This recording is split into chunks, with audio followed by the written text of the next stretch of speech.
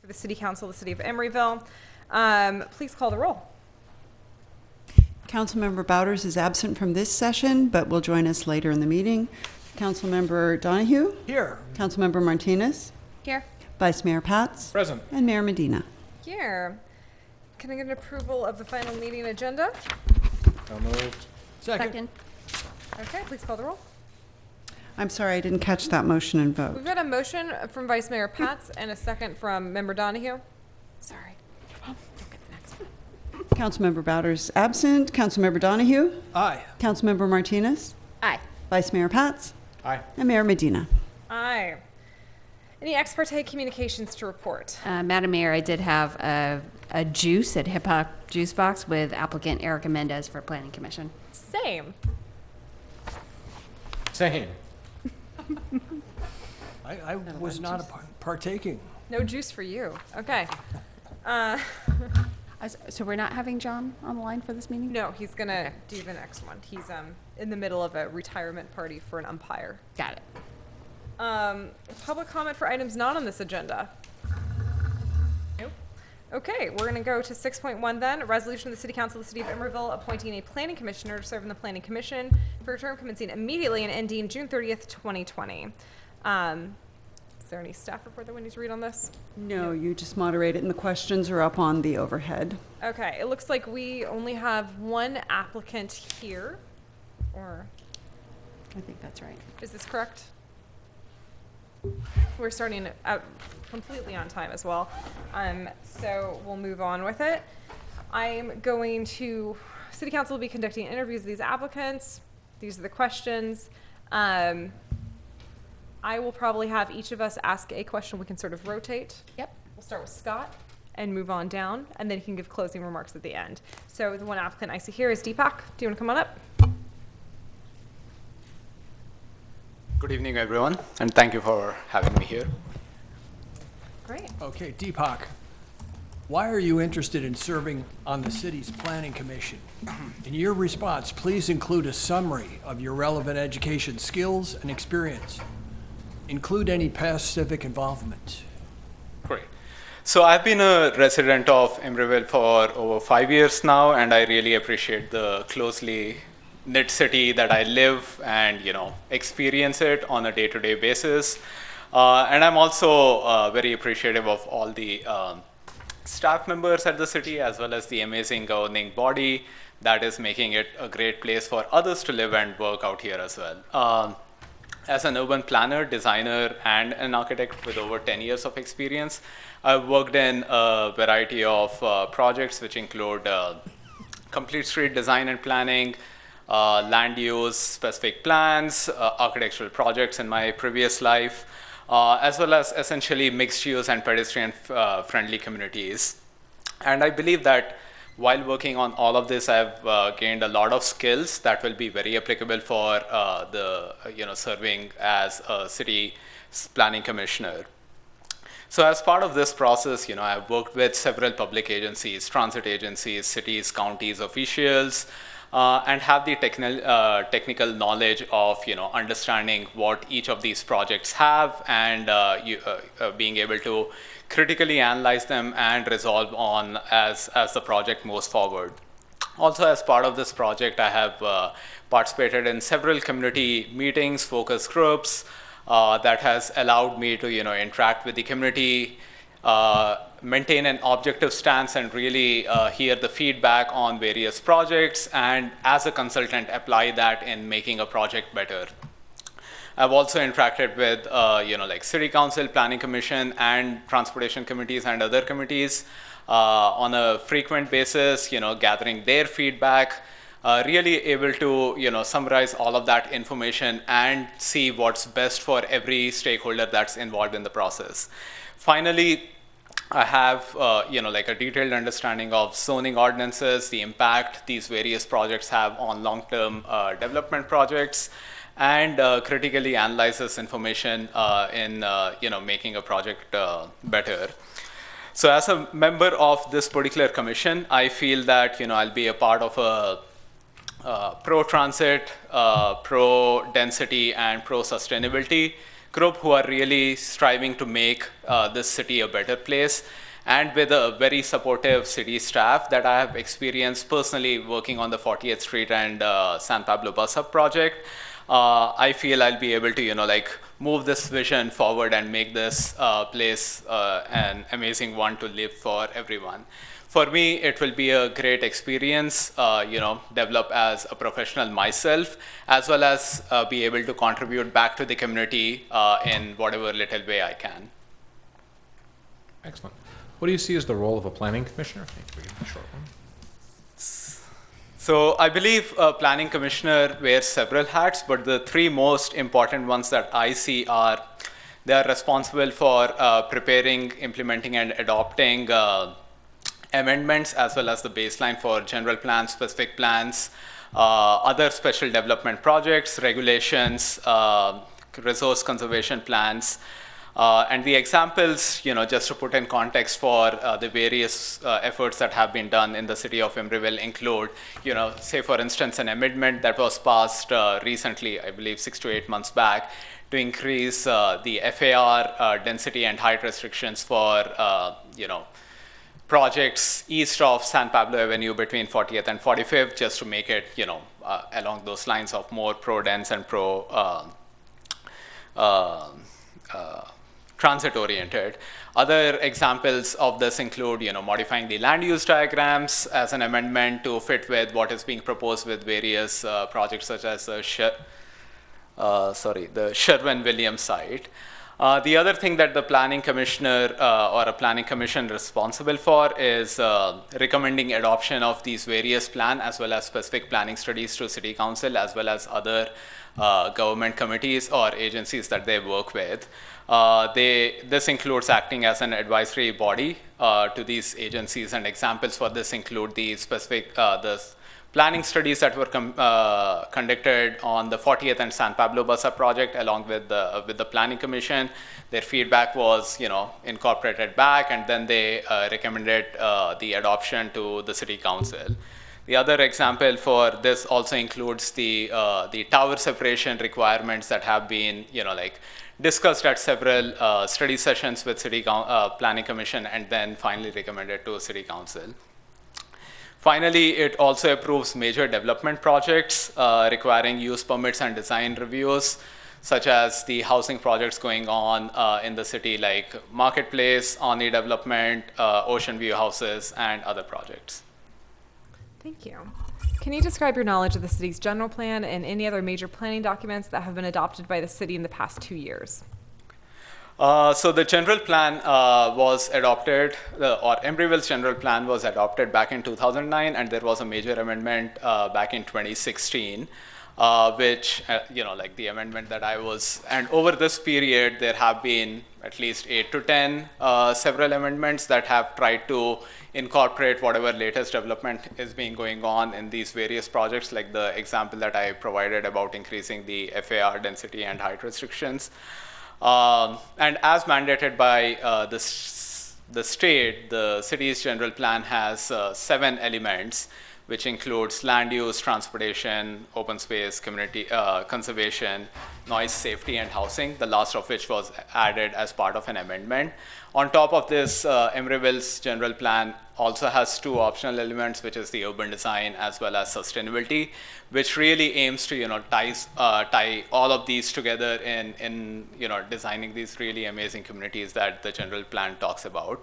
For each of these, there are actions, policies, or goals, policies, and action items listed, along with a final implementation chapter, which really puts this in perspective over a period of time and identifies the responsible bodies or committees that would be required for the execution of each of these projects. And one last thing is that the city is required to submit an annual report each year summarizing what of these action items have been executed.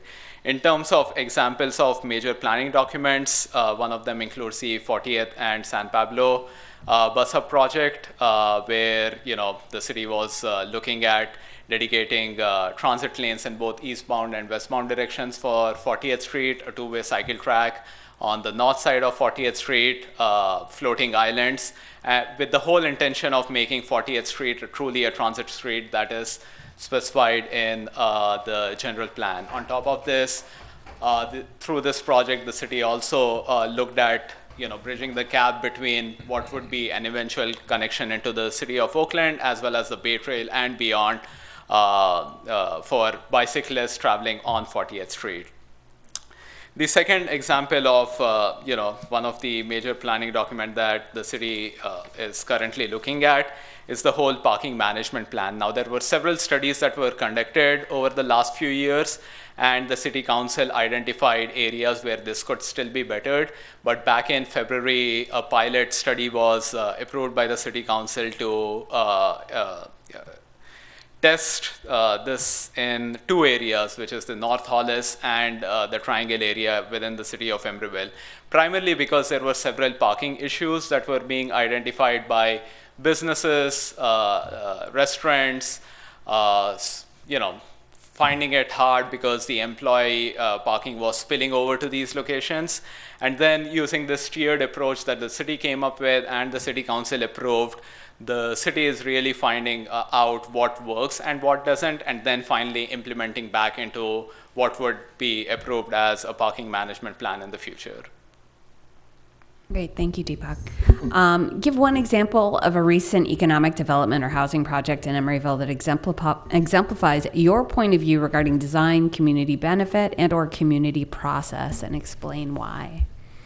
Right. So before answering this question, I just want to step back and provide some research that I had also included in my application, where the Plan Bay Area forecasts Emeryville to house over 21,000 people, 23,600 jobs, 11,000 units, which marks an 83% increase in population, 300% increase in jobs, and 67% increase in housing from the 2017 American Community Survey results.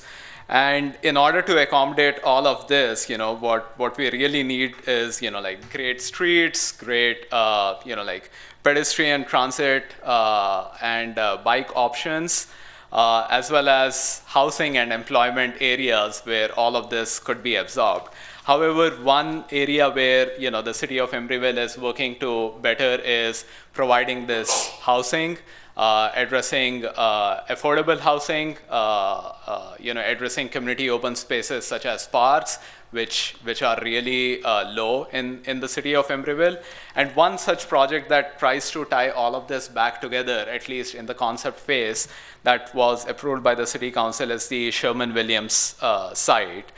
So this, in my point of view, exemplifies design, community benefit, and the process in various ways. For design, it provides connection to true transit centers. One is the Amtrak station and via Emery go around to BART, as well as AC transit services for people to be connected to the city. At least in the concept plan that I have looked at, it has Ford Go bike stations and a bicycle network that ties it to the broader bicycle network, both within the city of Emeryville as well as the other regional parts. It also provides connectivity by having a finer grid of vehicular streets seeping into the development and having pedestrian opportunities well connected. On top of this, it has mixed-use development, which is really a key item when you look at these transit-oriented development projects. It's a high-density development with over 50 dwelling units per acre, I believe, and also has a nice, generous 3-acre park, in a location where there isn't any in the close vicinity. On top of that, it also provides community spaces such as gallery as well as meeting room spaces where, like Bridgecourt housing, community workshops on various projects could be held. It could also serve as community meeting spots for various events. It has office, restaurant, retail, and this park that really aims at bringing the community together. And in terms of community process, I noticed that there were several community sessions and study sessions that were conducted with the City Council and Planning Commission that really gave an opportunity to, the governing body, the city staff agencies, as well as the broader public to comment in and pitch in and be part of this broader, design process, and thus come up with a plan which is, well accepted by the broader community. Thank you. Okay, are there any follow-up questions from the City Council? Yes, Member Martinez. I have one. Deepak, can you give us an overview of your thoughts on infill and density as they pertain to Emeryville? Definitely. So, as I mentioned, there is a very important need for incorporating all the housing, all the population and employment centers that the Bay Area, the Plan Bay Area documents projects for the year 2040. And that cannot be achieved just by single family housing or even townhouses. What you really need is transit, close to transit, mixed use developments, which some of the latest development projects in the city of Emeryville are trying to achieve, densities of over 30 to 40 dwelling units per acre, but not at the same time, overwhelm the scale of the city that, the city of Emeryville tries to preserve in its general plan. It requires a tiered down stepped approach where the density is focused in the right areas, along with community community spaces and parks that really fosters the whole notion of developing a community. Thank you. Yeah. Any other questions? I have one. Are there any pieces of state legislation or even regional movements that you've seen that you think could impact our planning and design here in Emeryville? And do you support or oppose any of these pieces of legislation?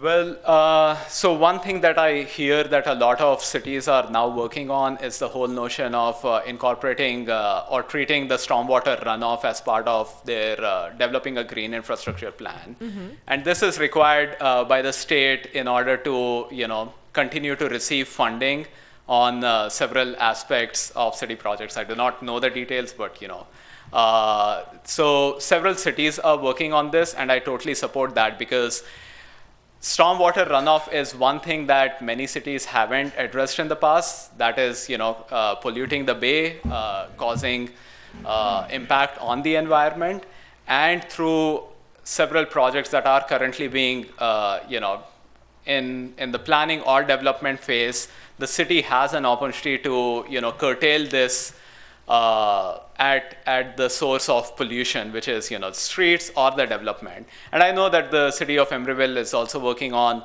a green infrastructure plan that already starts to,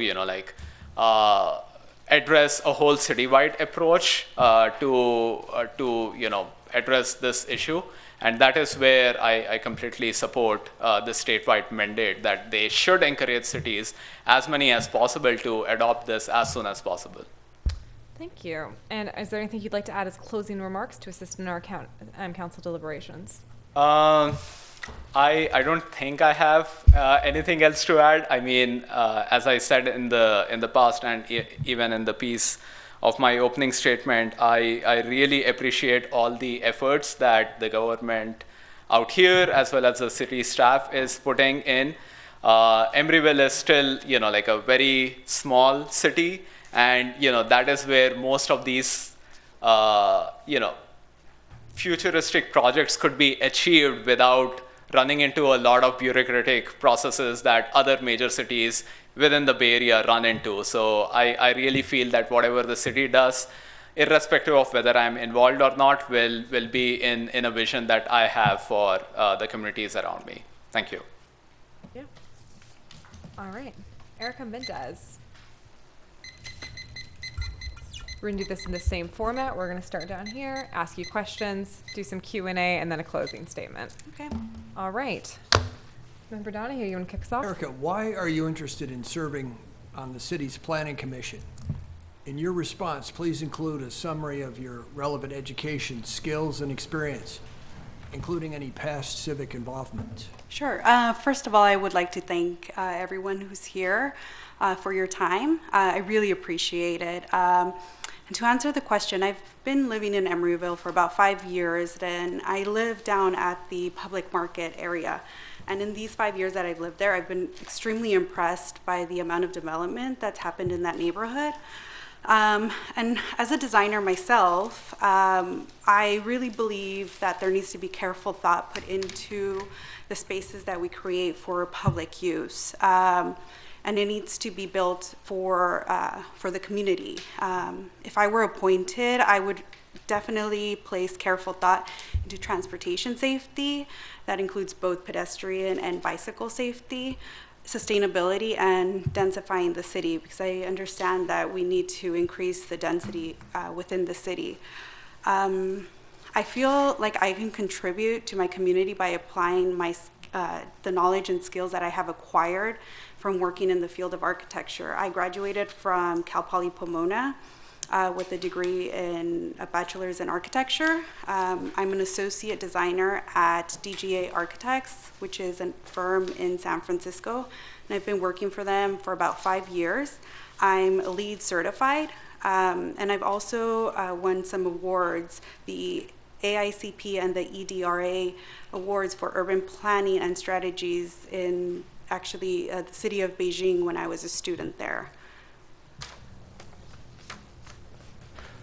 What do you see as your role of a planning commissioner? I see the role of a planning commissioner as they should help implement state, regional, and local laws, including city general plans and the citywide regulations. I believe that the planning commissioner should make responsible decisions when when implementing these regulations, and basically consider the community when making these decisions. Could you describe your knowledge of the city's general plan and any other major planning documents that have been adopted by the City Council in the past 2 years? Sure. So in general, I understand the goals of the city to be to preserve and enhance the existing neighborhoods, the 4 neighborhood centers to serve local community needs, transit-oriented development, densify the city, expand street grids to emphasize alternative modes of travel and pedestrian amenities, and also to increase the community parks and playing fields. And all of this needs to be considered also with a thought of sustainability in mind. So that's my general understanding of the city's general plan. Can you give one example of a recent economic development or housing project in Emeryville that exemplifies your point of view regarding design, community benefit, and/or community process, and explain why? Yeah, so more recently, I've been paying attention to the Sherwin-Williams project, and that's been on my radar because I believe it exemplifies what a development should consist of, which is mixed use, public open space, connections to bicycle and pedestrian circulation, specifically connecting the east and the west side of Emeryville over the tracks. Reusing of existing buildings, I think that's important for sustainability purposes as well. Ground floor activation, I really believe that project will activate that area right now, which is a little bit, I would say it's underactivated.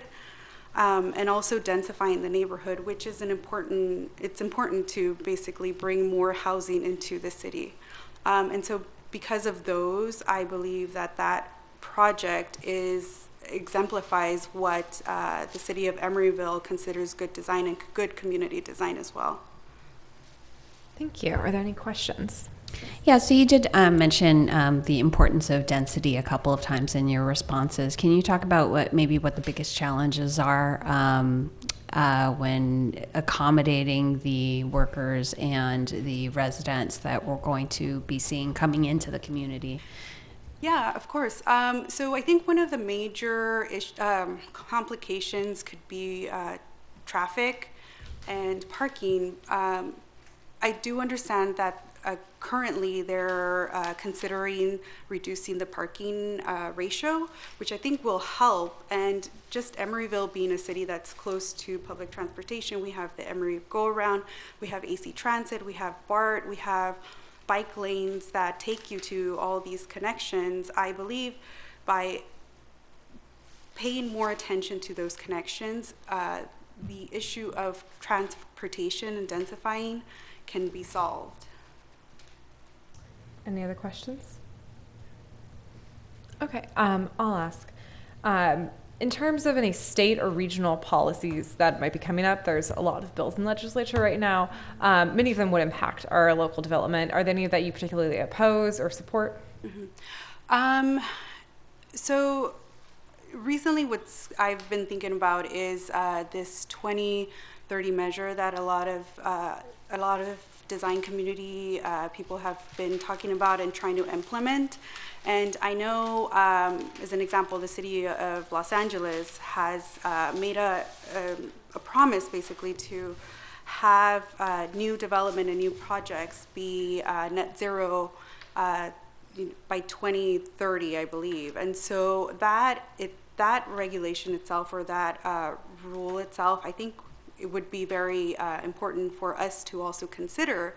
Being that Emeryville is such a small city, I believe that we have a little bit more control of maybe what can be implemented and developed.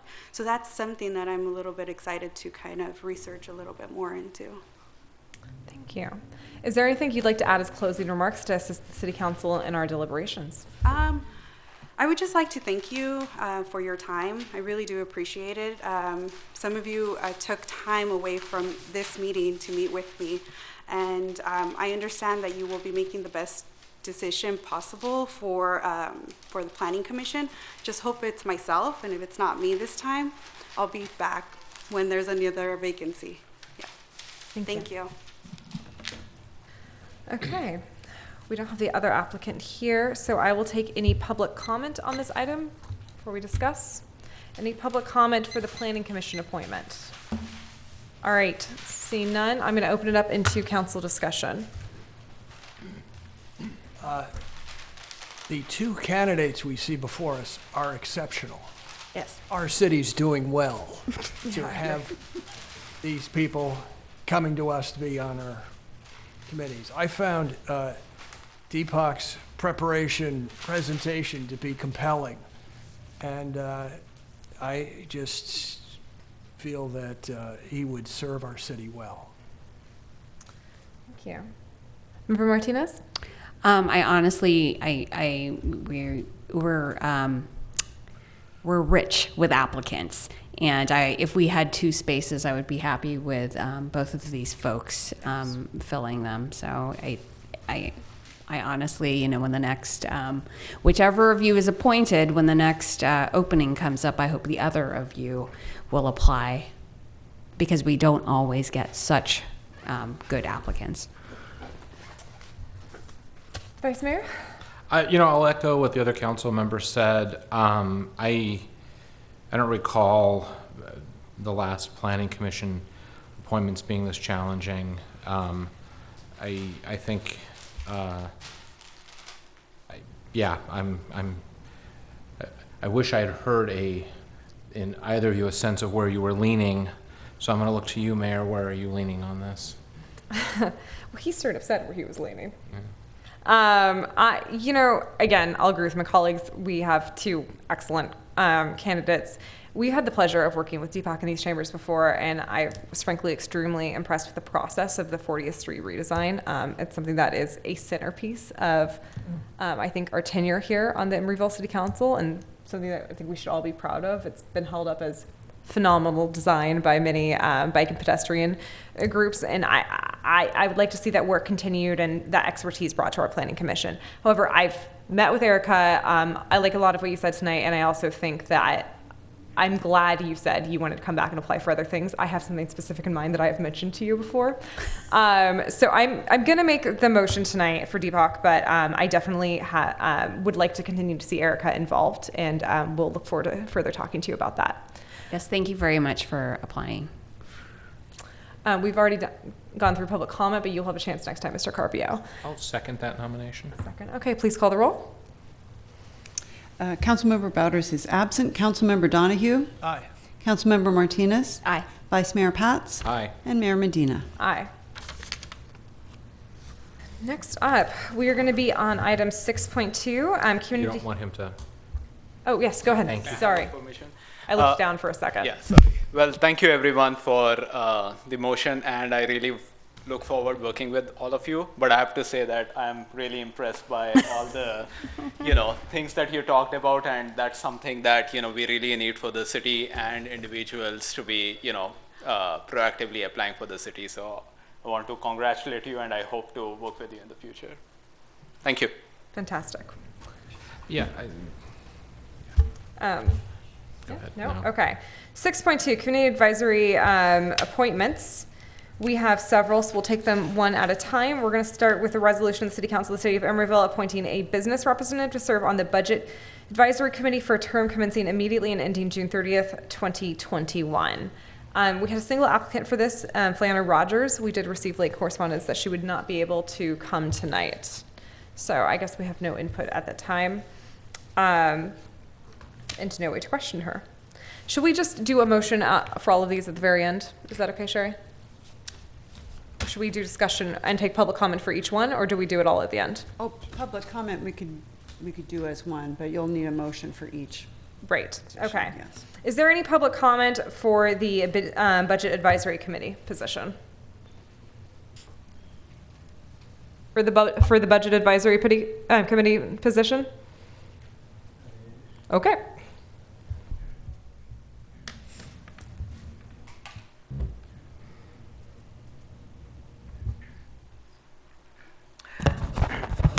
Good evening, ladies and gentlemen. My name is André Carpio, and on the Budget Advisory Committee, I was to ask you if every one of you has an idea of the payroll that is being distributed in this town here.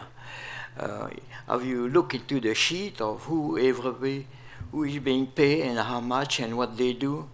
It puzzles me to have seen so many people on the payroll and big money, and I don't know what they do. There is a bunch of them which says recreation, and recreation for me is fun and entertainment. And I like to have a job like that too, I mean, you should inquire. It took me almost 3 months to get it, and the city was basically refusing to give me that. I was lucky that reporters from San Francisco were successful in getting it from San Francisco. Otherwise, I would not know. I would be blind. I don't know who makes who and what, for what they do. I mean, I really like to go to everyone's desk and ask them, what do you do for your money? I mean, filling a desk and having a computer in front of you and doing what? I mean, then we have big millions of dollars budget here, so it puzzles me. So please look into it. I'll appreciate. Any other public comment on this item? All right, seeing none, I'll open it up for discussion. I think our budget advisory liaison is not with us tonight, unfortunately. He and I did caucus, though, so if anybody else wants to go first, I'm happy to hear it. I don't feel comfortable making an appointment tonight. Yeah, I don't either. I'd like to move that we table this one. Yeah. Second. All right, please call the roll. Councilmember Bowders is absent. Councilmember Donahue? Aye. Councilmember Martinez? Aye. Vice Mayor Pats? Aye. And Mayor Medina. Aye. Okay, next up, 6.2.2, resolution of the City Council of the City of Emeryville appointing a resident for term commencing immediately and ending June 30th, 2021, and 2 residents for terms commencing immediately and ending June 30th, 2023, to serve on the Commission on Aging. Do we have any of our applicants with us tonight? I do not think so. Sherry, I did hear that there might have been a last-minute withdrawal from an applicant. Is that true? Nope. Okay. Not that I'm aware of, no. All right. Is there any public comment on this item?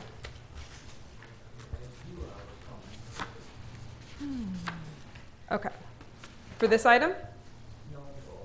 Okay. We'll do general. For the next one, you can hit us. All right. Yes, Diane, this is a committee liaise. I remember Mary Tantaros from a previous application, so I am happy to make the motion to appoint her for a term ending June 30th, 2023. Second. Okay. I did hear that she might be moving outside of Emeryville Oh. just this afternoon, but I didn't know if it had made it here yet. I'm happy to go ahead and, She has not notified our office of that, but. okay. I'm happy to go ahead and Should we try to appoint her? We'll try it. We need some good folks. on Well, the and if Commission on we, Aging. Maybe it'll once change her this mind. vote is taken, we would obviously notify her, and at that time, if she has any news for us, then I will reopen that position. Yeah, okay. Let's call the roll then. I think we had a motion from Member Martinez, a second from Vice Mayor Pats. Councilmember Bowders is absent. Councilmember Donahue? Aye. Councilmember Martinez? Aye. Vice Mayor Pats? Aye. And Mayor Medina. Aye. Good. Hope we get lucky there. 6.2.3, resolution of the City Council of the City of Emeryville appointing a community member for a term commencing immediately and ending June 30th, 2020, and another community member for a term commencing immediately and ending June 30th, 2021 to serve on the Housing Committee. Do we have any applicants for Housing Committee here? Oh, awesome. I will give each applicant 3 minutes to come up and introduce themselves to us. Hello, my name is Erica Zupko. I am a real estate attorney and mortgage broker. I've been working in property law for almost a decade. I would love to serve as a community member on the Housing Committee. Okay. Yes, Member Martinez. Erica, thank you for applying. I have Absolutely. one question for you. What do you see as the biggest contributors to housing and homelessness, the housing and homelessness crisis in the state of California? That's a wonderful question. So it's actually a couple different issues. One of them is the fact that zoning for single-family homes is really high, and as we have larger population density, it becomes difficult to house the number of people required in order to be able to have a vibrant community. Right? People get priced out, and that's really, really challenging, and that creates homelessness. Also, it's challenging because we're still having fallout from the mortgage crisis back around 2009, 2010. People, it's like once you stumble into homelessness, it's very, very difficult to get yourself out of that situation.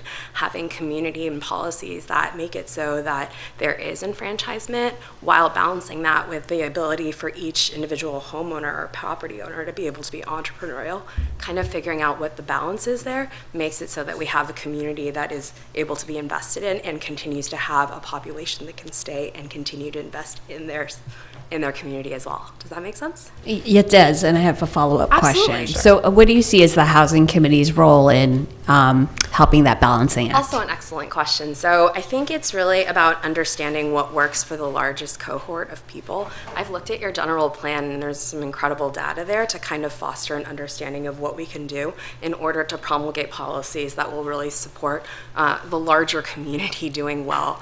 I think right now it's really a balance. We don't really have a housing court here in Emeryville, right?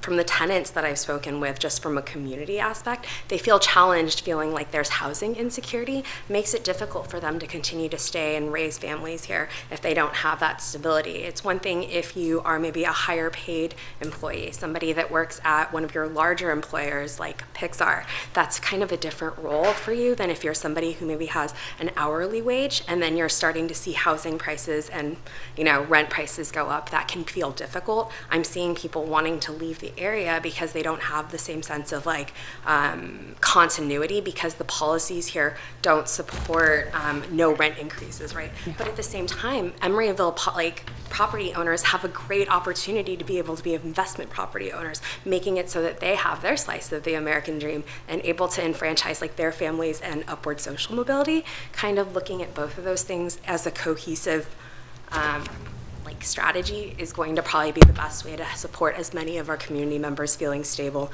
and being able to benefit from their citizenship here in Emeryville. Great. Thank you, Erica. Yeah. Any other questions for applicant? Nope.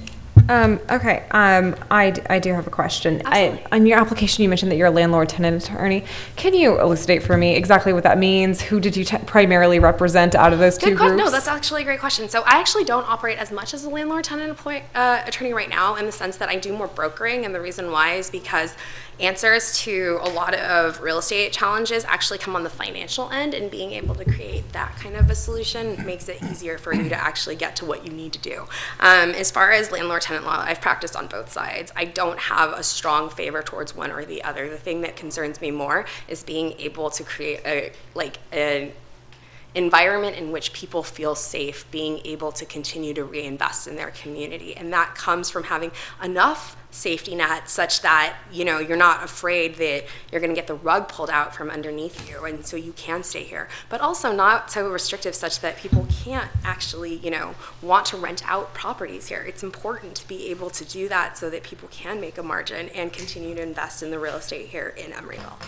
Our proximity to San Francisco makes it so that our area is one of the fastest appreciating areas here in the Bay Area. We have a huge opportunity to be able to attract the talent and make a community that really kind of utilizes all the different skill sets of the people that would be attracted to living here in Emeryville. So I wouldn't want to create housing policies that don't support that influx of, you know, citizenships or citizens that would be able to add to that society that we're trying to build. But at the same time, we need to kind of do it in a mindful way that still allows for the people that are here that already contribute to our society and our community have an ability to continue to stay here and continue to contribute, because they are valuable to us as well, and they're valued to like the continued kind of like understanding of who we are, right, as well as where we want to go. So does that help? It does. I have another question. Absolutely. So at the state level, there's been several controversial pieces of housing legislation over the last couple of cycles. SB 827, which was reincarnated this year as SB 50, was a bill that highly incentivizes transit-oriented development. Are you familiar with that one at all?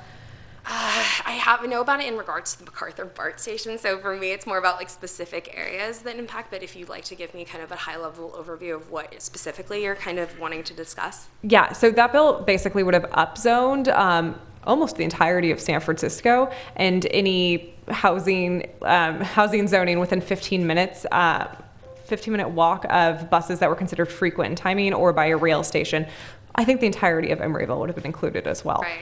And so we were one of the few cities to have actually supported this piece of legislation. A lot of cities were very concerned about local control.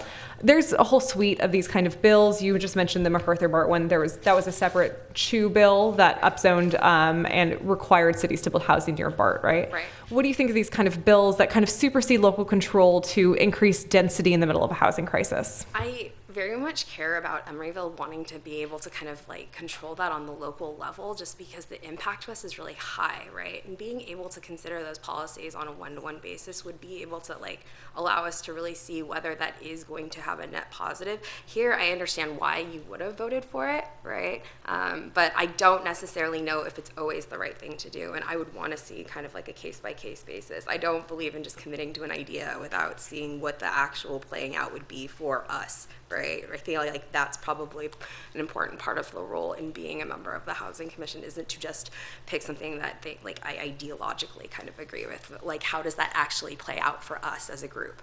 Okay. Thank you. No further questions? Okay, thank you so much. Absolutely. I don't think any other housing candidates have turned up, so I'll take public comment on at this time. Sure.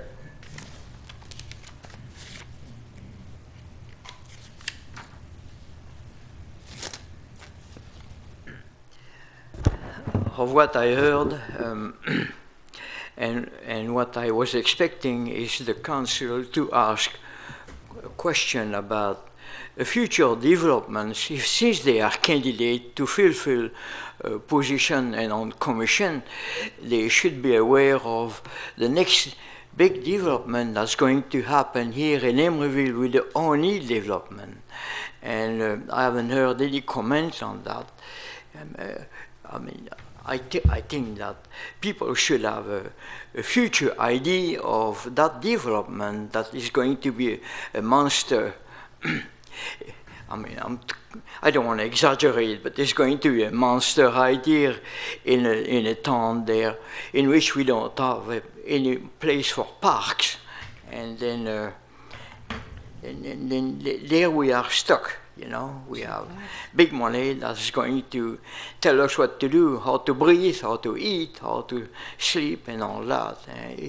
It disturbed me a little bit that these future commissioners have a hint of what was going to happen. Thank you. Thank you. Okay, I'll open it up for discussion. Vice Mayor, do you liaise with the Housing Committee? I do not. Is that Councilmember Bowders as well? Might be, yeah. Okay. I've caucused with Councilmember Bowders on this, and I do really want to thank the applicant for coming here tonight. I think you answered our questions very well, and I'm impressed with your resume. One thing I've considered, given Councilmember Bowders' absence tonight and the fact that there is another candidate that I clearly have my eye on, there are 2 positions open on this committee. I was thinking of asking that we hold this one until the next meeting and reconsider the current applicants as well, but with the full council here. Okay. I would support that. But I do want to thank the applicant, and I appreciate taking the time to answer our questions. And you do have a very strong resume, and we appreciate you taking the time to come here. Right. This in no way is a knock on you, solely just because this is an incredibly important committee, especially in light of the fact that we have such large developments, and we also passed a bond measure for $50 million for affordable housing. So I just want to make sure we have the full council and the members who would be liaising as well. We might need you to come back in 2 weeks, but that would be if it passes. What are your opinions on this? I was impressed by the candidate, and I would be happy to, she showed up tonight. I really respect that. Mm-hmm. We do have a term that ends at the end of this, I'm going to call it fiscal year. And so I would be comfortable not making an appointment to the longer term one, but appointing her and then having the option at the next meeting. I don't know if we can, but moving her over into the long term one if that's the council's decision. But that way we have some options and we get somebody appointed today. I think that's a good idea. So I'm going to move the candidate. I like that idea. Okay, so you're going to move the candidate for the position ending June 30th, 2020. Yeah. And would you take a friendly amendment to your motion that we will hold the other position? We will table consideration of the second one. So I'm happy to entertain that motion. I'm also a big believer that if we're not doing something, we don't need to do anything to signify we didn't do something. Okay. I've been told I'm wrong on this, but I just believe that to say we're not appointing something and make a motion to not appoint somebody, I always find that weird. Can I tell you why? You can, but... It's because when policy dorks like me have to read through these minutes and figure out what happened, and we don't want to read this video, watch the video that downloads, and by the way, you can't track back and forth on the video very well on a lot of cities' things. It just makes the record smoother for people reading, trying to find out what happened in a public meeting. That's why I'm asking for it. Yeah, I'm still okay with it. For dorks like me.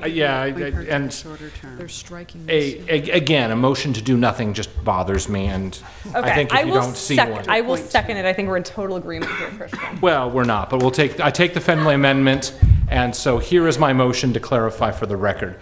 I am moving that we appoint Ms. Zepko to the position ending June 30th, 2020, and holding off appointing anybody until our next meeting, with opening it up for other applicants. It's for the June 30th, 2021 position. For the June 30th, 2021 but the meeting. motion is both parts. Can I ask a question? So excuse me, could we just clarify?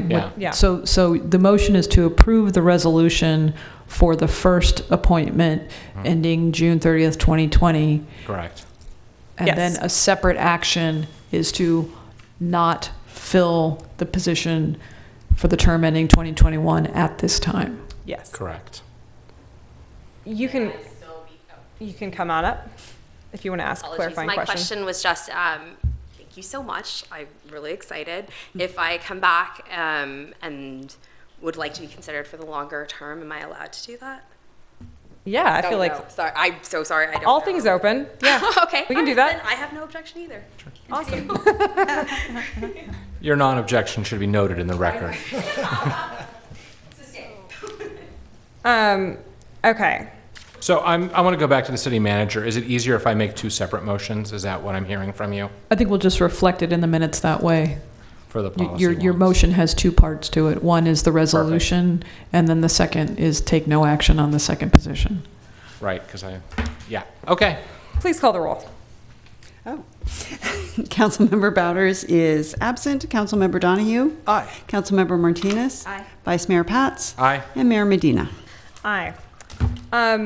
One quick second. I'm going to see if Councilmember Bowders can join us for this meeting real quick. He Would that- can. He just let me know that he's ready. Would you like me to call him? Yes, I think we should call him in. Do I have you to want read him this thing? involved in this last appointment? Yes. Okay. You just called the roll.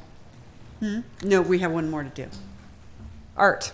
Oh, the So last should we just- appointment, not the No, last. we don't want to just finish this meeting and then have him join us for the He next one? wants to comment on this one. On the art? Okay. Okay.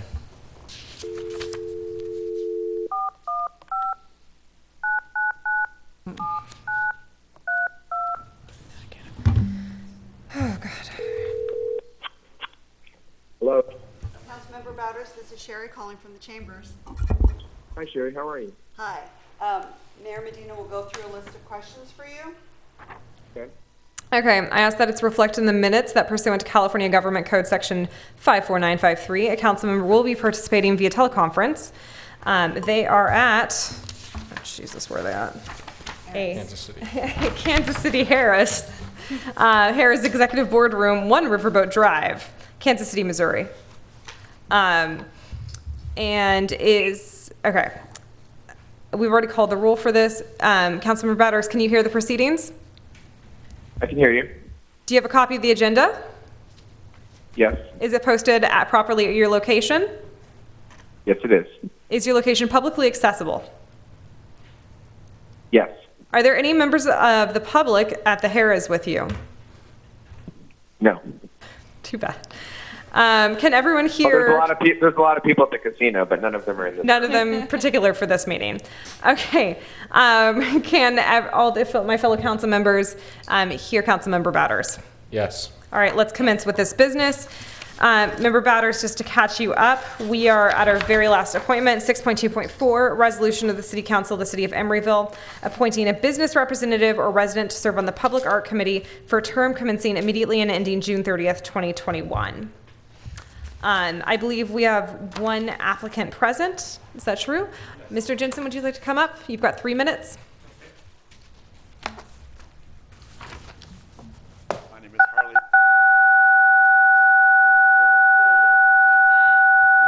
Thank you. Oh, sorry.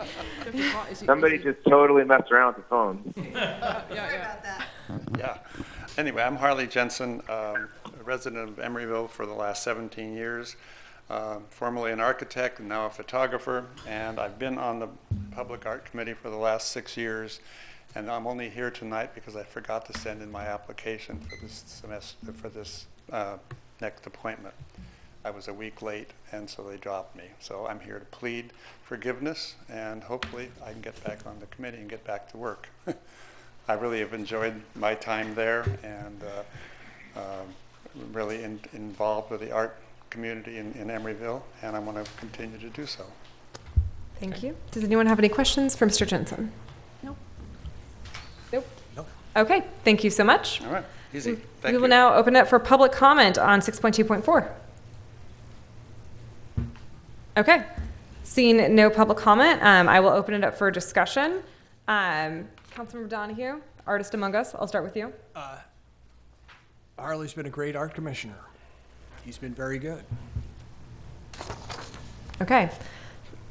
Councilmember Bowders, you called all the way in from Missouri for this.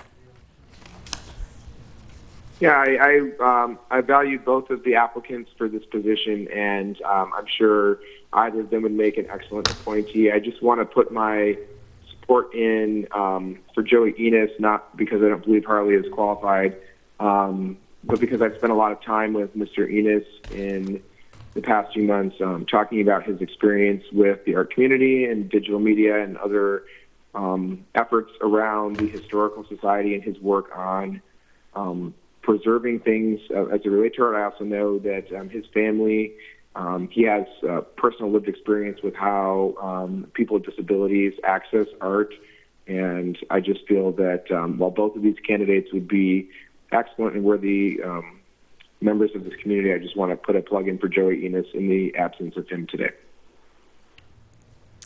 Thank you. Councilman Martinez? From the application, it seems like Mr. Enos is well qualified, but I appreciate Mr. Jensen's standing contribution to the community, so I'm going to be supporting Mr. Jensen this evening. Thank you. Vice Mayor Pats?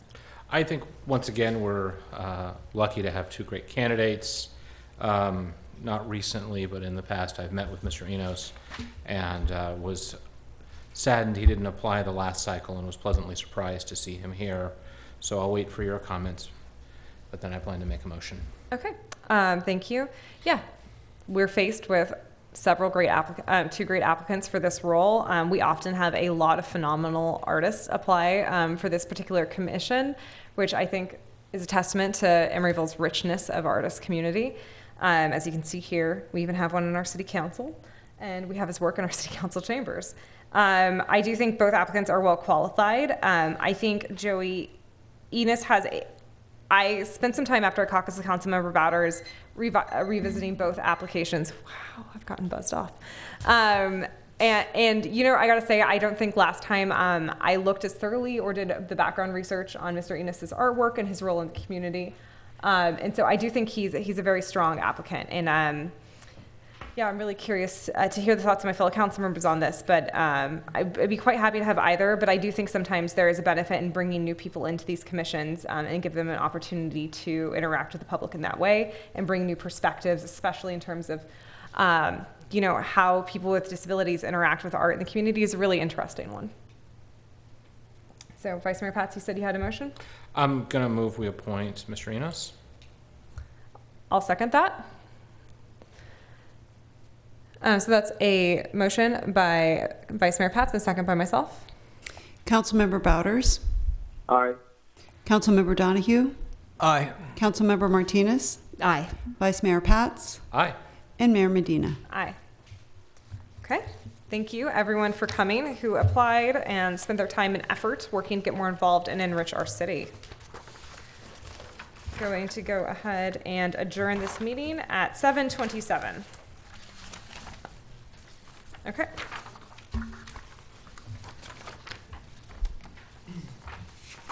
Sorry. Next up, I'm going to call to order the City of Emeryville as successor agency to the Emeryville Redevelopment Agency. Do I need to read the thing for Councilmember Bowders again? No, but I will do the roll call now that he's... Yes, please call the roll. Councilmember Bowders. Here. Councilmember Donahue.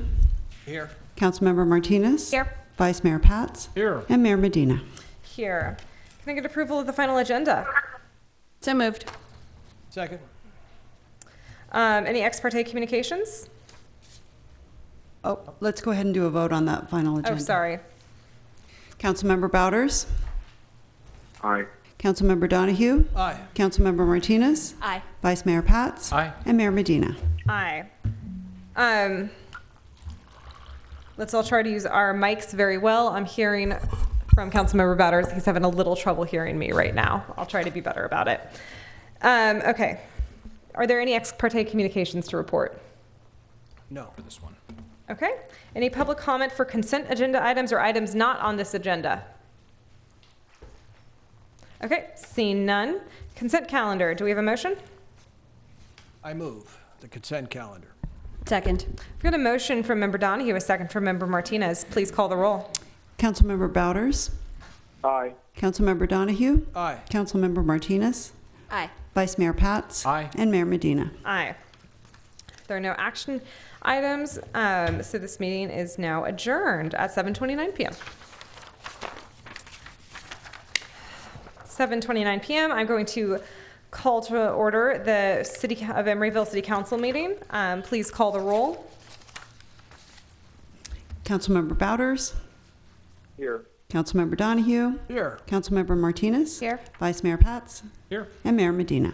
Here. I'm going to motion for approval of the final agenda. So moved. I second. We got a motion from Vice Mayor Pats, a second from Member Donahue. Please call the roll. Councilmember Bowders. Aye. Councilmember Donahue? Aye. Councilmember Martinez? Aye. Vice Mayor Pats? Aye. And Mayor Medina? Aye. Any special orders of the day? No, Any announcement of commissioner committee vacancies? not at this time. Council member special announcements or reports on meetings attended.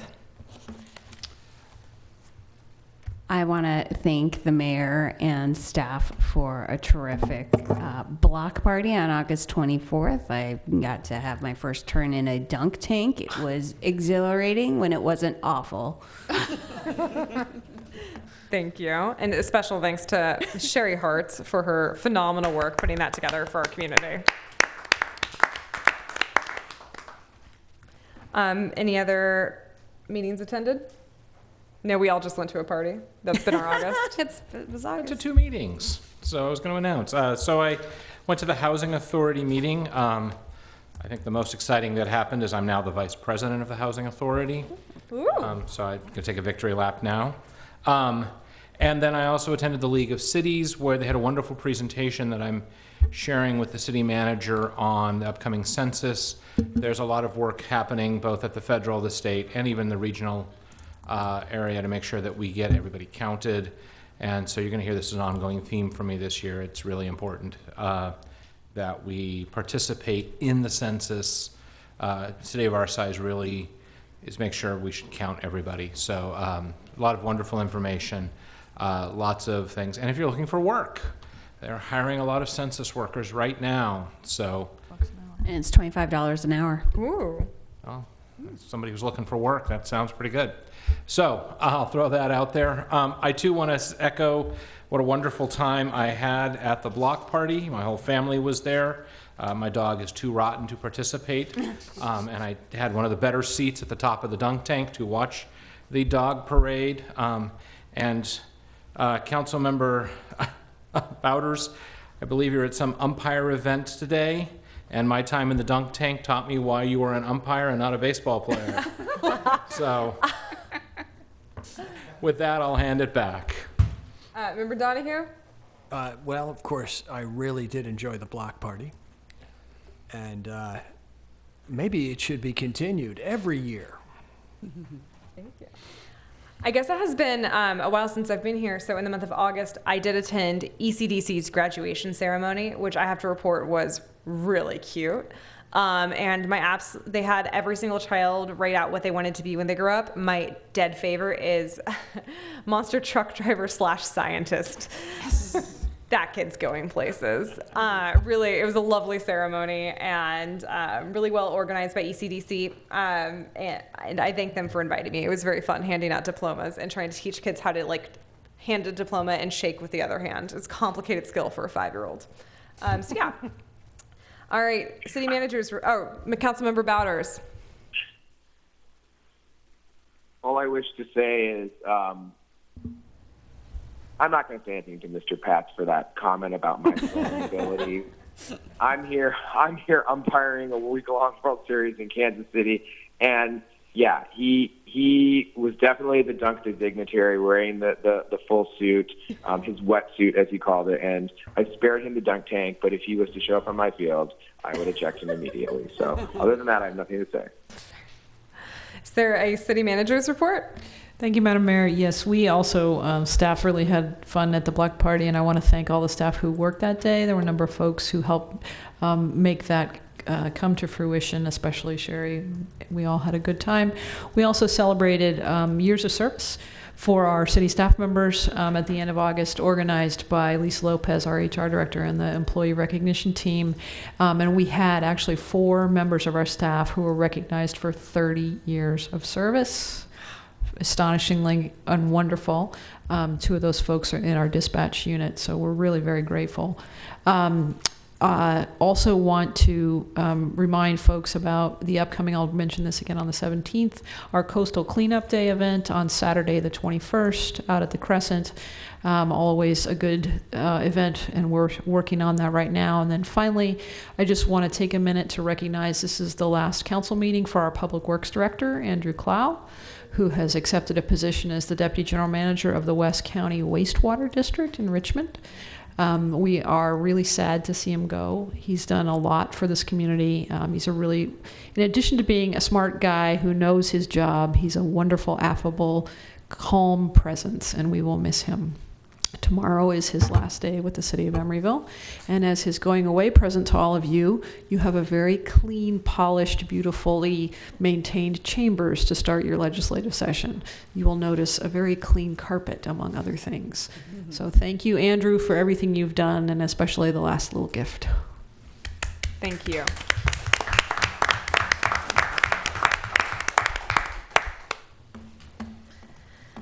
Okay, any ex parte communications to report? Madam Mayor, I did meet with David Dial from Orton regarding item 10.4. I just got an informational overview on the development of the Art Center. Thank you. Anybody else? Same for me. Okay. I have nothing to report. Any public comment for consent agenda or items not on this agenda?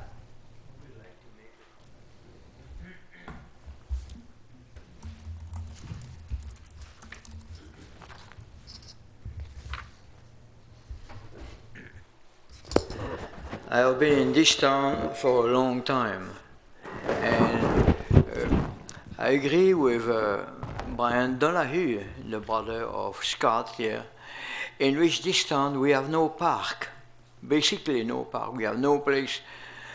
I don't have any dogs, so I don't have anything to walk around. But if I would want to go to a park, I could go to the one down on Hollis, but there is on this side of town, basically there is nothing. And so I did, I don't want to say I did some project, but I did some reading, and I found out that the new project, the only project, I don't want to say there is an excessive amount of money that is going to be poor to the project, but there is excessive amount of money that is going to be made. And because of that, we need a park. And since we need a park, we should move the project on a bay, on the water. They can build their project right on the bay, on the Emeryville side of the city line. And to build concrete foundation, we just need to look at how the Bay Bridge was made. You know, they can do that. They make the casing, and there is a new aggregate that will stand the water.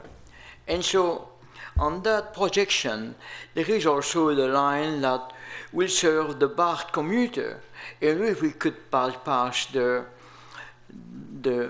MacArthur Maze here and go directly from Richmond to North Berkeley to that Honey Power, and from there to West Auckland, and from there go to Fremont, which saves lots of time, because right now all the commuters that wants to go to Fremont, they do waste lots of time going through the MacArthur Maze. So this is the two main lines that I had. I don't want to say vision, but that I had in a suggestion that to relocate the only building, we should concentrate our effort to make sure that these people are not going to kill what's left of our town to make a building instead of a park. Thank you. Any other public comment for the consent agenda or items not on the agenda? Okay, seeing none, do we have a motion for the consent calendar? So moved. Second. We got a motion from Vice Mayor Pats, a second from Member Martinez. Councilmember Bouders? Aye. Councilmember Donahue? Aye. Councilmember Martinez? Aye. Vice Mayor Pats? Aye. And Mayor Medina. Aye. All right. Item 11.1, we have a public hearing for the resolution of the City Council of the City of Emeryville adopting the 2019 to 24 local hazard mitigation plan and the amending text on page 6 to 13 of the safety element of the general plan, text of action implementation for conservation, safety, and noise, and adding to the local hazard mitigation plan as an appendix to the safety element of the general plan. Well done.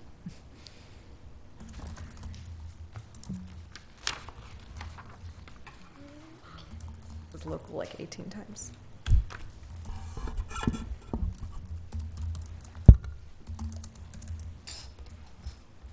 Whoa. That is the resolution title, okay. That is the resolution. Good evening, Mayor Medina and members of the City Council. I'm Lori Oliphant, Management Analyst in Human Resources and the city's Emergency Preparedness Coordinator. I'm here to present the city's 2019-2024 Local Hazard Mitigation Plan and to seek your approval and adoption of this plan, along with an approval of the general plan amendment to add the Local Hazard Mitigation Plan as an appendix to the safety element of the general plan. A local hazard mitigation plan identifies hazards, both natural and man-made, that could affect the city, and then analyzes the hazards for the impact they could have on the community and the city's ability to respond and to function after disaster. The plan also identifies mitigation strategies that the city can undertake to help eliminate or minimize the effects of these hazards. So why do we need a local hazard mitigation plan? Well, one, it's mandated. The Federal Disaster Mitigation Act of 2000 requires all jurisdictions in the country to have a plan to be eligible for funding either pre or post disaster. It also can help reduce the potential for loss of life, injury, and property damage. And it's obviously better to be proactive than reactive. The idea behind mitigation planning is to help us identify policies and actions that the city can take or implement over the long term to help reduce our risks and reduce any possible future losses from the hazards that we identified in our plan. There are 6 elements that are required by FEMA in a local hazard mitigation plan, and I'm going to go into more detail on each element in the upcoming slides. The planning process. So the biggest change from our 2009 plan to the 2019-24 plan is really the planning process. FEMA requires that you have community involvement in the plan, and they want to see exactly how you engaged in the community, whether it's the public, your other neighboring jurisdictions, or your outside stakeholders. Appendix A of the plan outlines how we involve these groups in our planning process.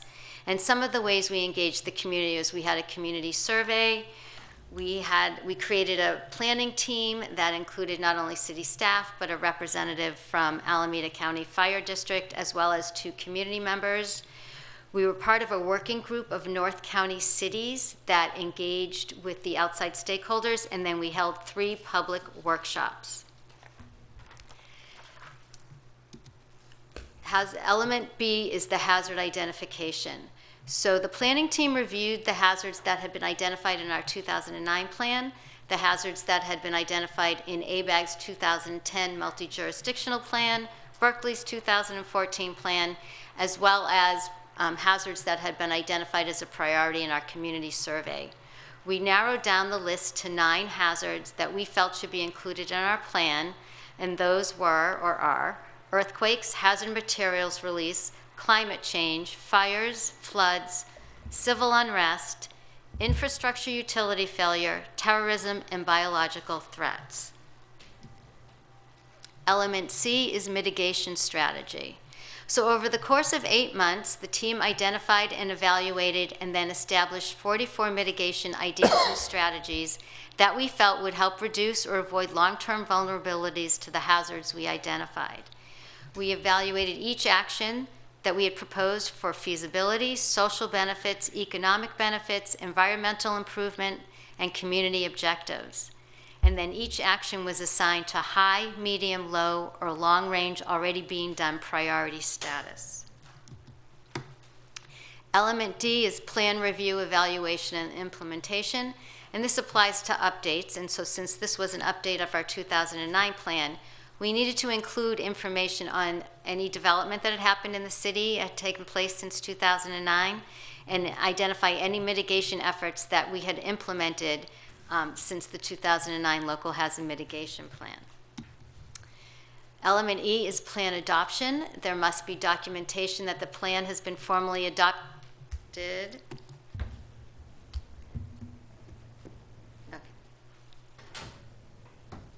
formally adopted by the governing body, and that adoption must take place within 1 year of FEMA's approval, or you have to start the process all over again. Element F is state requirements, but there are no state of California requirements beyond FEMA's. So plan adoption. That's what brings us here today. On April 17th, 2019, FEMA approved, after much back and forth, the city's 2019-24 Local Hazard Mitigation Plan pending the final adoption by the city. So normally FEMA will reimburse up to 75% of eligible costs for a mitigation project, either post or pre or post disaster. Under the California Disaster Assistance Act, they'll pick up 75% of the remaining 25%. So that's usually a 19%, 6% split between the state and the city. But there are some circumstances where the states will exceed their 75% threshold. And so AB 2140, which was approved in 2016 by then Governor Brown, prohibited the state's share for any eligible project from exceeding the 75% unless the local agency is in a city, county, or city and county, and that agency had adopted the Local Hazard Mitigation Plan in accordance with the Federal Disaster Mitigation Act of 2000 as part of their safety element of their general plan.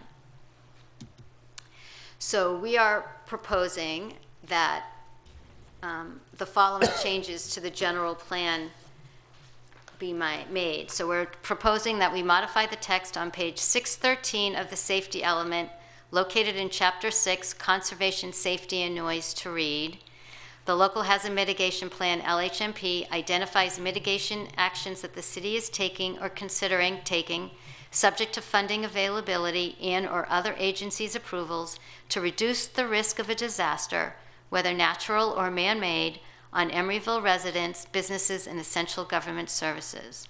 On September 1st, 2009, the City Council adopted the city's initial LHMP. The 2019-24 LHMP update, adopted by the City Council on, hopefully, September 3rd, 2019, serves as an implementation appendix to the Conservation, Safety, and Noise element and is included in the Emeryville General Plan as an appendix. Although earthquakes are the primary threat addressed by the LHMP, the plan also addresses hazardous materials releases, climate change, fire, floods, civil unrest, utility infrastructure failure, terrorism, and biological threats. And so we're also proposing that Action CNA-10 in Table 8.5, Actions for Conservation, Safety, and Noise, be amended to read, continue participation in regional disaster planning initiatives and maintain and update the city's local hazard mitigation plan every 5 years to maintain a current and accurate plan consistent with FEMA guidelines. The updated LHMP shall be reviewed by the Planning Commission and adopted by City Council, but shall not require a subsequent amendment to the general plan when required updates occur. I did want to add that the LHMP has to be referenced in the general plan with certain language in order to be compliant with AB 2140.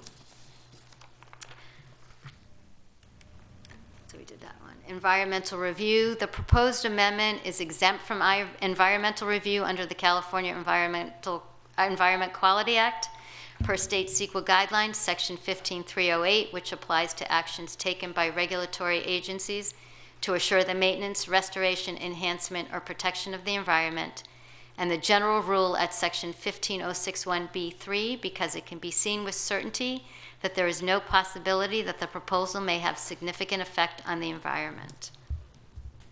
On July 25th, the Planning Commission unanimously recommended that the City Council approve the proposed general plan amendment to adopt the 2019-2024 Local Hazard Mitigation Plan as an appendix to the general plan safety element, and found that this proposed general plan amendment is exempt from the requirements of the California Environment Quality Act per state CEQA guidelines, sections 15308 and 15061B3.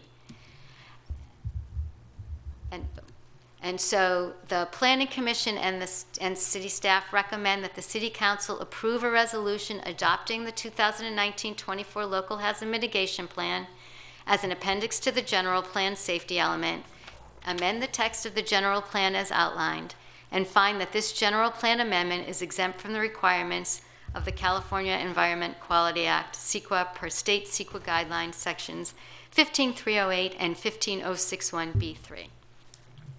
And so that ends the presentation, and I can take questions or... Any clarifying questions? Yes, Martinez. Lori, thank you so much for doing this work. I know it's a heavy lift and very necessary for us to get our FEMA and state funding if there's a disaster. So I was just wondering if any more thought has been put into how this overlays with any, and I'm looking at Christine on this because maybe you know, with the power safety shutoff program that's potentially going to happen with PG&E. I don't know if them shutting off the power qualifies as a utility infrastructure failure, nor does it, that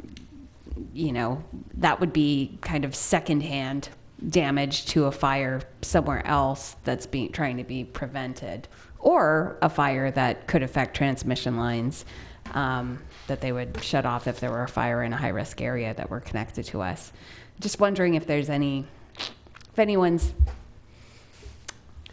put any thought into that, and whether we would qualify for any aid should our power be shut off for a long period of time and we need to, step into emergency mode and activate our EOC and such.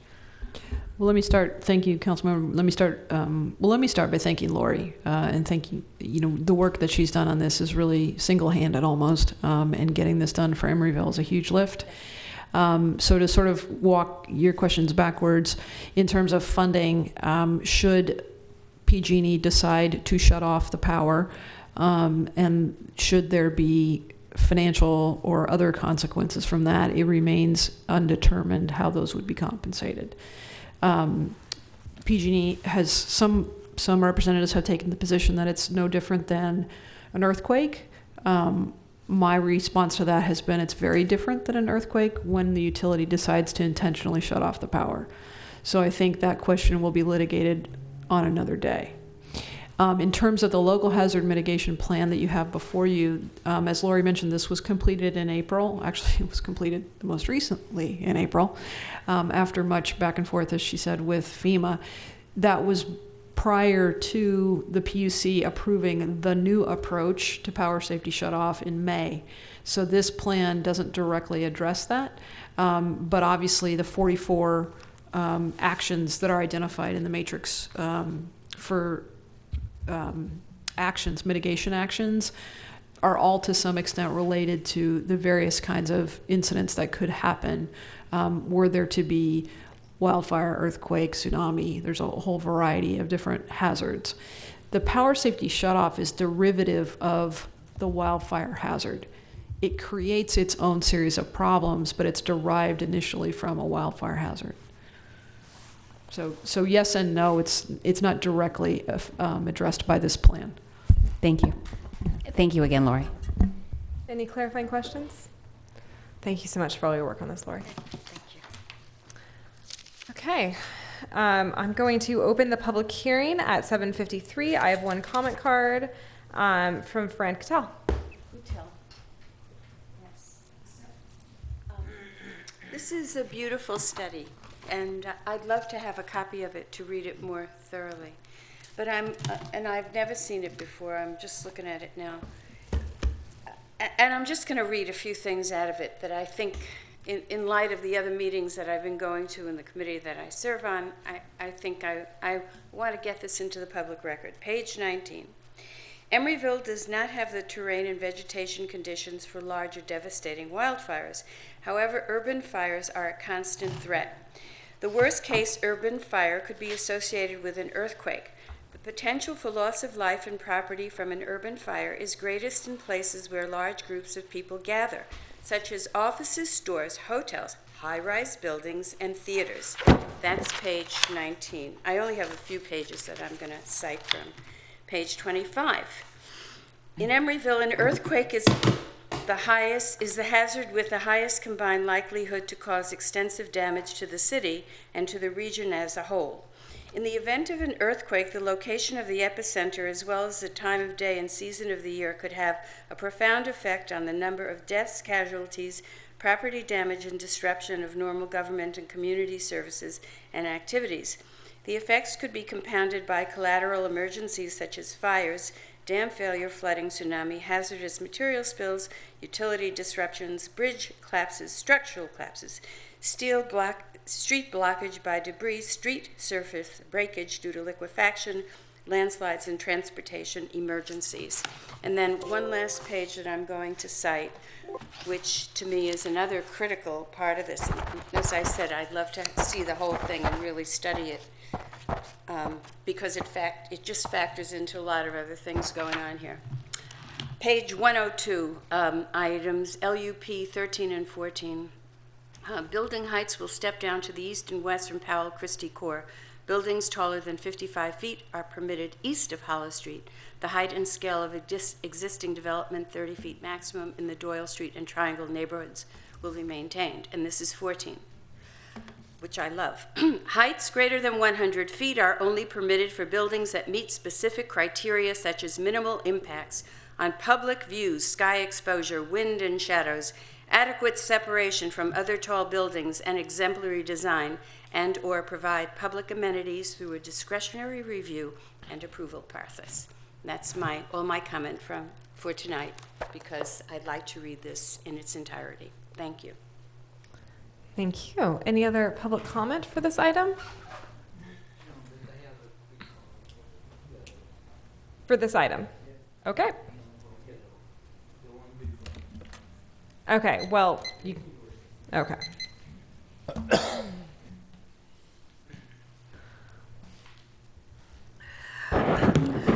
I think it's time that I made a comment about what we call the environment, all the dangers and all that. And I have been in this meeting for many times, and I remember one day that, I don't know if this council, but a council made approval of climate warming. At that time, it was a big deal, climate warming. Then of course, I'm not going to ask to make a point of that nonsense, but people are backpedal since, and it's no longer warming, it's change. And then in the change, they also have omitted some basic state of physics of water, and in which the water just will boil at minus degrees centigrade if you lower the atmospheric pressure, and the atmospheric pressure is no longer the standard 76 millimeter mercury, and that's because the state agency, the National Rocket Association, has used the transformation of hydrogen to liquefy, and so we have sent out to space zillions of kilos of nitrogen, and in doing so, we have lowered the atmospheric pressure, and that's the whole phenomenon. Thank you. Thank you. Any other public comment for this item? All right, then I'm going to close the public hearing at 7:58. Open this up for discussion. Member Martinez. Well, that's I want to thank Lori for all of the work that she's done on this, and I know that this is something that needs to happen in order for us to qualify for emergency funding. So I'm going to be supporting this. Fantastic. Member Donahue.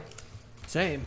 It's really important work for our city to have all of this thoughtful study, and I think we will benefit from having this document and proceeding forward with this kind of mitigation.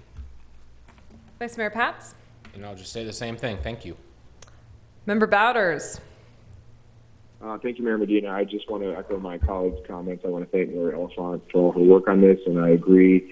The city being prepared for disasters is important, and I hope that the City Council will continue that good work by helping close the gap on our goal for the disaster budget contingency fund, so that we can be sure that we're prepared to meet our needs. Thank you. Right. I concur with my colleagues. This is timely and important. Thank you for all your hard work. Do I hear a motion? I move approval. Second. Okay, we've got a motion from Member Donahue, a second from Member Bowders. Please call the roll. Councilmember Bowders? Aye. Councilmember Donahue? Aye. Councilmember Martinez? Aye. Vice Mayor Pats? Aye. And Mayor Medina. Aye. All right, next up, department head reports. Mayor Medina, members of the City Council, this is my report to you on the most recent meeting of the Planning Commission, which occurred on August 22nd. As you know, up until tonight, we had a vacancy on the commission, and also Commissioner Barrera was excused from the August 22nd meeting, so we had 5 commissioners present at the meeting. There were 3 items on their agenda. The first was the Marketplace Redevelopment Project, Parcel C, consideration of modifying the conditions of approval to allow additional commercial uses in the grocery store space. This was, the commission deliberated and also added to the proposed list of possible uses in that space the category of indoor entertainment. And with that addition, the commission approved this amendment on a vote of 3-1. Commissioner Keller was recused because he lives within 500 feet. He owns his residence within 500 feet of the site, so we had a bare quorum of 4 commissioners voting on this item, and it was passed, as I said, 3-1, with Vice Chair Thompson voting no. The next item was a temporary emergency. Can I pause and ask a clarifying question on what you just said? Sure. What's indoor entertainment? Oh, it's a category in the zoning regulations. It means like movie theaters and any other kind of, like a Nightclub? That's kind of my question, yeah. It's not a cabaret. I think a nightclub, if it sells alcohol, it's a different category. Bowling? Bowling would, yes, bowling would be considered indoor entertainment. Escape room. It's already got lanes, so. It does have lanes. Possibly escape room. I'm not sure how we would categorize that, but sounds right. Shall I continue? Yeah, I just had to know. Thank you. Okay. Next item was a temporary emergency family shelter at 4300 San Pablo Avenue. The Planning Commission approved that unanimously, 5-0. I would note that both that item and the previous one on the Marketplace are appealable to the City Council. The appeal period is 15 days following the Commission's action. The end of the appeal period is this Friday, September 6th, and obviously if the council wishes to appeal either of these items to yourself, this would be the time to do so. Finally, the commission held a study session on the proposed 244-unit rental residential project at 5850 Shell Mound Way. That concludes my report. I'd be happy to respond to any questions. Any clarifying questions? No. When's the deadline to pull any of these for appeal? Friday is the appeal deadline. Friday the 6th. Okay. Thank you. Any other department head reports? Yes. Good evening, Madam Mayor and members of council. I just wanted to thank everybody for the opportunity to be the Public Works Director here in the city of Emeryville. I really enjoyed it. It's a great city to work for and to work in, and it's not without a significant degree of reluctance that I decided to make this move. But it's really a great opportunity for me to work in the area that I have the greatest interest, and that's water quality and storm and wastewater, and to work with some people that I've worked with in the past that I know I can work with very well. And so I'm very much looking forward to that. But I said it to Mr. Roberts today. I said, it's a little different. Most of the time when you've time to move on, you sort of know it's time to move on, and you do so. And that really isn't the case here. But and still, it's the right thing to do, and I've appreciated the opportunity. And I just wanted to mention just a couple of other things that are coming up, projects that are imminent, and that is the traffic signals at 40th and Harlan, and Doyle and Powell. They're under contract. We've ordered the parts and the steel. It's a very long lead time to get those poles, so we've issued a preliminary notice to proceed. They've been out potholing and working on the easements and making some foundation changes so that those projects can get completed later this summer. We also expect to break ground in the next week or so at the 3 Greenway crossings at 65th, 66th, and 67th, which will be a dramatic improvement to pedestrian and bicycle safety in that area. And the San Pablo mid-block crossing is 100% design and has been submitted to Caltrans a second time as we're trying to get our encroachment permit, and it looks quite good that that'll happen shortly. And we'll be able to move forward on that project later this year as well. Oh, and we've planted over 30 trees in the last 4 months. Thank you. Yes, Martinez. Andrew, I just want to say thank you, and how dare you. And I'm only sad that you will not be able to tour me through a future large trash capture facility that I hope we get, because I'm really interested in that stuff too. So congratulations and best wishes. Well, perhaps you can come up and tour a treatment plant. Yeah. I hope if you have good masks, I'm there. Okay, maybe this is still illegal, but what about our bridge over the tracks? What's the latest? The latest is we're getting very close to being able to enter into the contract. The contractor has been submitting documents. We've been reviewing them and getting close, I hope, to approving them, making sure that they have submitted them all correctly. It's been quite a tedious process, but it's a very elaborate set of requirements from the insurance and the agreements with the multiple third parties adjacent to the project that have their own requirements, as well as the railroad themselves. But we're getting quite close, and hopefully that project will get under contract soon, and they'll be able to start moving forward. So I just want to thank you for coming to our city, and it was a pleasure to work with you. Thank you, sir.